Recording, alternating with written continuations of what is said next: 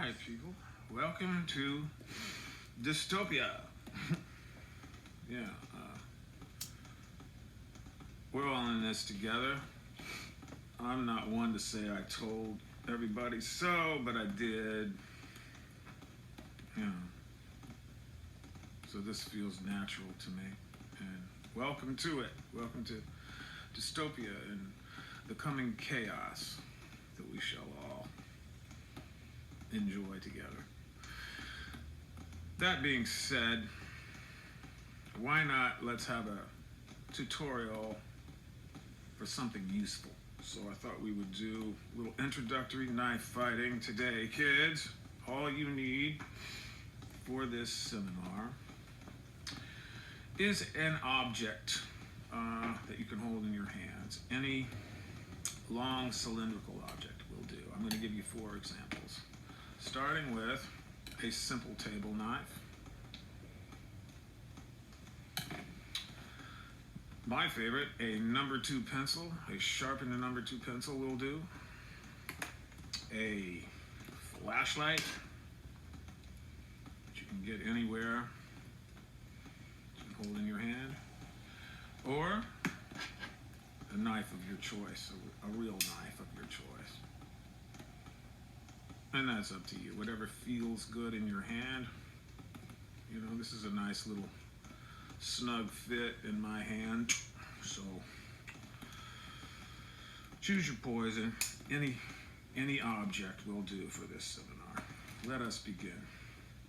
First, a little backstory. People say to me, Julian, they say, why?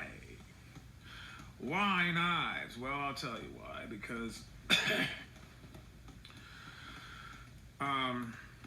I love martial arts and I love to fight, and I have been involved in some kind of martial arts my whole life. I'm about 5'11" on a good day, 180 and change on a good day. So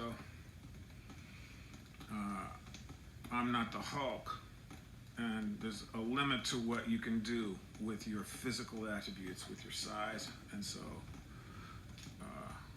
an edged weapon is an equalizer. And I've been in situations, you know, where this was applicable. I have been stabbed, and I will get into that later. If you learn what I'm about to tell you, I'll tell you my stabbing story at the end. Okay, so I was training here in California with a South Korean gentleman who was who was also on the SWAT team in the Special Housing Unit at San Quentin.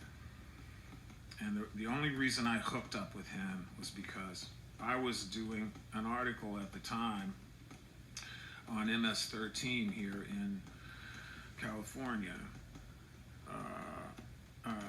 It turns out the gun range that I go to here in Cali locally, one of the guys who worked at that gun range was murdered by a little gang of MS-13, and it got me interested in them, and I started researching it.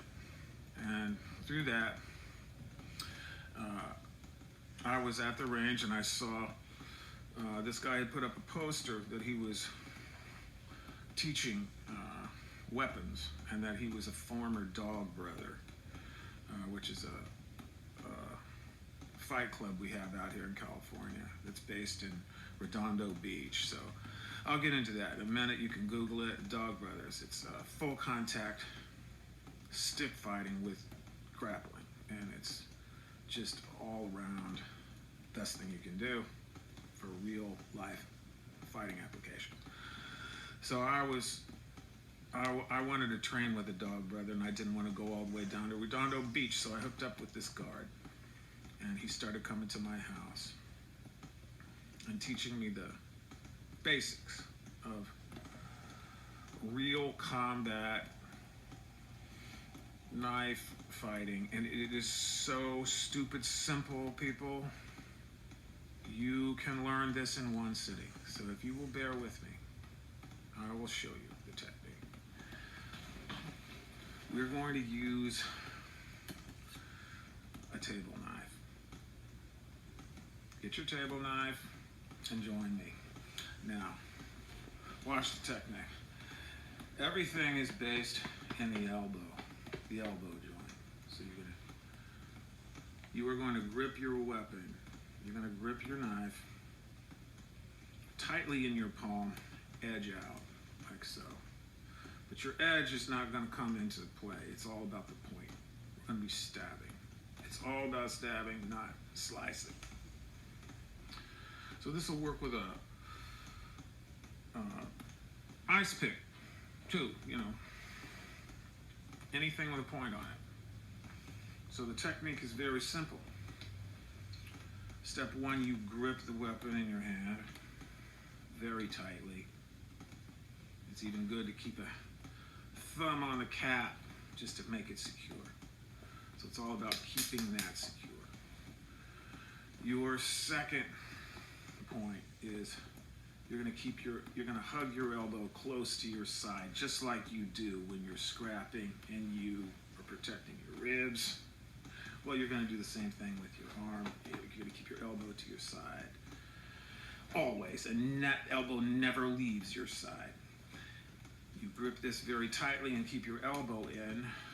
No power on earth can get this blade away from you.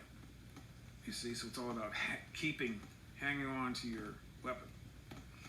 Now, your technique is very simple. It just comes straight from the elbow. Watch and learn. It's very, very simple. You see that? You can go down, you can go sideways, you can go forward. Think of yourself now like a wasp with a stinger. That's what this technique is. It's like a wasp with stinger. There's even a Filipino expression that translates roughly as wasp with stinger. So now you're a wasp with stinger. Nobody can get this away from you. And let me just show you something. This works with a number 2 pencil. A sharp number 2 pencil can get the job done. My favorite, a flashlight that you can get at any hardware store will do, especially the ones with serrated edges around the rim. Boom. See that? Boom. You do the same technique with a flashlight. So your technique is simple. Somebody's coming at you, somebody's going to attack you. Obviously, you've got your other arm to block, but you're not going to need that, because this is all you need is 1 or 2 stabs and it's over. All you need are 1 or 2 sticks like that. Let me use there you go, butter knife. 1 or 2 of these. Try this with me. Blocking your head, at the knife in, elbow in, to your rib. Now you are essentially invulnerable. Nobody can defend against this. I don't care how big you are, how experienced you are. You can't get this blade away from me. You can shoot me or you can blindside me, but you can't get this blade away from me while I am conscious, holding it like this. And it's much more likely that I am going to be able to cut you before you attack me. You see how that works? It's a beautiful thing.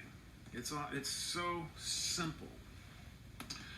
And guys in the streets who know what they're doing, who've done a lot of time in jail or in prison, know the reality of the situation with a knife, and that it's not like the movies with all this shit. You never even see it. A lot of times when somebody gets stabbed up in jail, you don't even see it. You just walk up, and that's it. There's a technique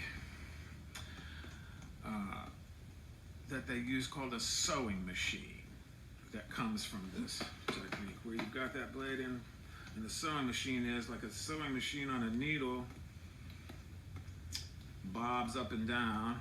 Well, the blade bobs up and down like that, preferably in the fleshy part of your opponent's neck.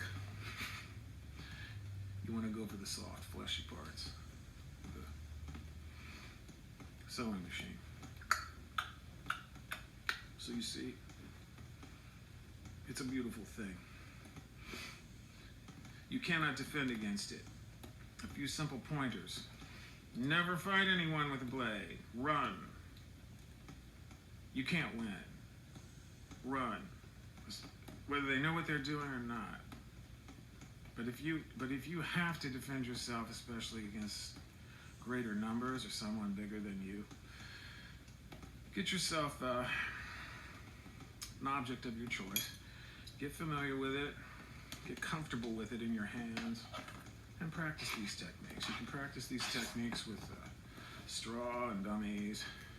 You can use a real knife. Stuff gets a little dicier when you use a real blade, but you might as well get used to it. All right, let's review. Object. Tight grip. Why not a hammer fist? Elbow close to your rib, just like you're scrapping.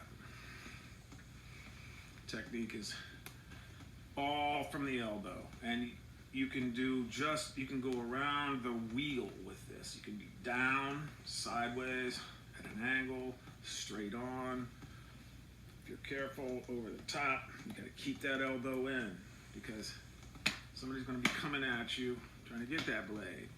Best way to disarm someone who has a blade, incidentally, if you can get a hit in on the top of their hand where there's not very much skin covering the bone, you can sometimes cause that grip to fail. But we're not going to get to that place because nobody's going to take the blade away from you. All right, I promised you my stabbing anecdote, not to be anticlimactic, but when I was running them streets in New York as a teen, I ran into scenarios occasionally where someone would try to rob me, or I would see somebody else getting robbed. And I had this Dominican kid run up on me with a golf club, like a 9-iron, which was a popular weapon in New York because you could walk around slinging a golf club and it was legal and you could still bash somebody's brains out. So he ran up on me with a golf club and he flung it at me, but he lost his grip on the golf club and it went flying. So now he was without a golf club. And I took off running, and he took off after me, and he brought out a blade because he was trying to rob me. And he got up on me and slashed with the blade, and he stabbed me. He stabbed me in the back, but he didn't know what he was doing, so the knife hit a rib in my back, and it made this chunk sound, and I never forgot that chunk, chunk, and it just glanced off my rib. It didn't puncture my lung. It just left a little puncture hole in my back, which is still there. I think I put a little tattoo near it. So I got the experience, and I didn't even know I was stabbed until I got home, and I was with my girlfriend, and she pointed down, and there was a little pool of blood on the right side of me where I was bleeding out. I didn't even know I was stabbed. That's the tricky thing about it. If that weapon is sharp and you're in the heat of some other struggle, you might not know it. That's the same with getting shot too. I have not been shot, but I've heard that sometimes you can be shot and not know it. So anyway, that's my one and only stabbing story. I never let it happen again. And so that may answer the question why I'm a little hyper vigilant about the whole fighting thing, the whole knife thing. Anyway, shit happens, it goes around and comes around. Let us hope that we're ready when shit gets real. I know I am. And I am invite you to be too. Because we're all in it together, people. All right? That's my story, and I'm sticking to it. Till next time. I love y'all. Peace out.